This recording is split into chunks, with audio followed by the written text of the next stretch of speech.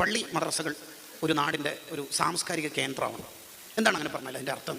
എല്ലാവർക്കും നമ്മുടെ പള്ളിയിലേക്കും മദ്രസയിലേക്കൊക്കെ വരാൻ പറ്റുന്ന, അതിൻ്റെ ഒരു സംവിധാനത്തിൽ വരാൻ പറ്റുന്ന ഒരു ആക്സസ് നമ്മൾ ഉണ്ടാക്കിയെടുക്കണം. മൂത്രയ്ക്കാൻ പറ്റുന്നത് പള്ളിയുണ്ടോ എന്ന് അന്വേഷിക്കുന്നതിന് പകരം അത് നമ്മുടെ ഡ്യൂട്ടിയും ശരിക്കും പറഞ്ഞാൽ ചില കമ്മിറ്റിക്കാരുടെ ആകപ്പാടുള്ള ഡ്യൂട്ടി. കഴിഞ്ഞ കൊല്ലം പിന്നെ അബ്ദുറഹ്മാൻ ഹാജിക്ക് പ്രസിഡന്റ് ആയപ്പോൾ 5 പോത്തിനെ അറുത്തിട്ടുള്ളൂ, അൽഹംദുലില്ലാഹ് ഇക്കൊല്ലം 8 പോത്തിനെ അറുത്തിട്ടുണ്ട് എന്നുള്ളതല്ല.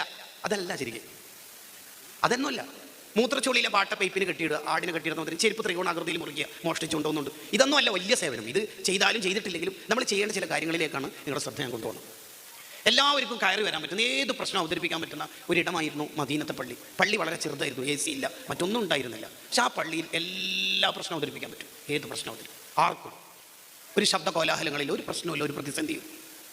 അങ്ങനെയുള്ള ഒരു ഇടമായി നമ്മുടെ മഹല്ലിനെ, നമ്മുടെ മദ്രസയെ, നമ്മുടെ പള്ളിയെ സംവിധാനിക്കും. ശരിക്കും പറഞ്ഞാൽ നമ്മളിങ്ങനെ ഓരോ കാര്യങ്ങൾ ഇങ്ങനെ വായിച്ചു പോകുന്നതിലപ്പുറത്ത് അത് നമ്മൾ ഇംപ്ലിമെൻ്റ് ആക്കുന്നില്ല എന്നുള്ളതിൽ ഒരു ശരിയുണ്ട്. അങ്ങനെ പറഞ്ഞാൽ ഇപ്പോൾ നമ്മളിപ്പോൾ ഒരു ഹദീസ് എടുക്കുന്നു, ഹദീസിൻ്റെ ക്ലാസ്. എന്താ ഹദീസിൻ്റെ ക്ലാസ്? നിങ്ങൾ ഇമാമ് നിൽക്കുകയാണെങ്കിൽ നിങ്ങൾ ചെറിയ സൂറത്തോദം ശ്രദ്ധിക്കണം. കാരണം ഫൈന ഫീഹിമാൽ മരീൽ, ആ മൂമിങ്ങളിൽ രോഗി ഉണ്ടാവും, വദൽ ഹാജ ആവശ്യക്കാരുണ്ടാവും, അല്ലെങ്കിൽ യാത്രക്കാരനുണ്ടാവും. ഈ വദൽ അൽ ഹാജ എന്നുള്ളതിൽ എല്ലാം പെടുന്നുണ്ട്. അങ്ങനെയാണെങ്കിൽ ശരിക്കും നമ്മൾ ആ ഹദീസിനെ ഈ കാലത്തേക്ക് കൊണ്ടുവരിക. അല്ലെങ്കിൽ ഇപ്പോൾ നബി സല്ലല്ലാഹു അലൈഹി വസല്ലം തങ്ങൾ ഖാത്തിമുൻ നബിയീൻ, ലാസ്റ്റത്തെ നബിയാണെന്ന് പറയുന്നതിന് ഇപ്പം എന്താ അർത്ഥമുള്ളത്? അങ്ങനെ പിന്നെ മൂസാ നബിക്ക് അറിയാലോ, ഞാൻ വാസിത്തുൻ നബിയീൻ, നബിമാരിൽ ഒരു പകുതിക്ക് ഒന്നാളാണെന്ന് പറയുന്നത്.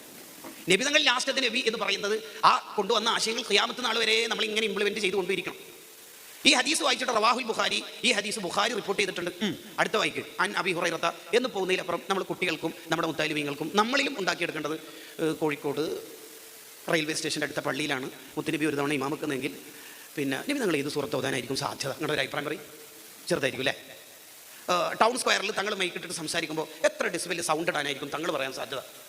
നിങ്ങൾ ആ ഒരു ഇക്റാഉം മൗത്താക്കും സൂറത്തെ യാസീൻ, മരിച്ചവർക്ക് യാസീൻ ഓതണം എന്ന ഹദീസ് എടുത്തതിൻ്റെ പിറ്റേന്ന് നമ്മുടെ പള്ളി പ്രസിഡന്റിൻ്റെ ഭാര്യ മരിച്ചിട്ടുണ്ട്, മദ്രസയിലെ കുട്ടികളെ വിടാൻ കഴിയോ എന്ന സദർ ഉസ്താദിനോട് ഒരാൾ യാചിക്കേണ്ട അവസ്ഥ ഉണ്ടാകാൻ പാടില്ല. നമുക്ക് പോകണം കുട്ടികളെ കുട്ടീനോട് പറയാം. എന്നാലാണ് ആ സ്വഹീഹിബാൻ്റെ ഹദീസ് ആ കുടുംബത്തിൽ മഹലിൽ ഇംപ്ലിമെന്റ് ചെയ്യുക. അല്ലാണ്ട് പോഷൻ സിസ്റ്റം പോലെ തീരാനുണ്ട്, പിന്നെ എങ്ങനെ മരിച്ച വീട്ടിലേക്ക് പോവുക എന്നാണ് നമ്മൾ പറയണമെങ്കിൽ പിന്നെ എന്തിനാണ് നമ്മൾ വഹാബികളോട് ഈ വാദിക്കുന്നത്? മൗത്താക്കും എന്ന് പറഞ്ഞാൽ അവിടെ മരിച്ചവർ എന്ന് കൂടി അർത്ഥമുണ്ട് എന്ന് തൊഴഫ് എന്തിനാണ് നമ്മൾ കൊണ്ടുവരുന്നത്? അപ്പോൾ ഈ ഇംപ്ലിമെന്റ് സൈഡിലേക്ക് നമ്മൾ കൊണ്ടുവരും. ഈ തിയറി പറയാന്ന് പറയുന്നത് വളരെ സിമ്പിളാണ്. മുഹമ്മദ് അലി റളിയല്ലാഹു അൻഹു അയ്യുൽ വലദിൽ പറഞ്ഞല്ലോ, തിയറി പറയാൻ വളരെ സിമ്പിളാണ്. തിയറി പറയുന്നതിന് എന്താ? പക്ഷെ അത് ഒരു ഇംപ്ലിമെന്റ് സൈഡിലേക്ക്, മഹലിന്റെ സൗകര്യങ്ങൾ എത്ര എന്നതിലപ്പുറത്ത് ഈ ഇൽമു മുഴുവനും നമ്മുടെ മഹലിൽ ഇങ്ങനെ കാണത്തക്ക വിധത്തിൽ വിതറി കൊണ്ടുപോകാൻ നമുക്ക് കഴിയണം എന്നാണ് അതിൻ്റെ അർത്ഥം.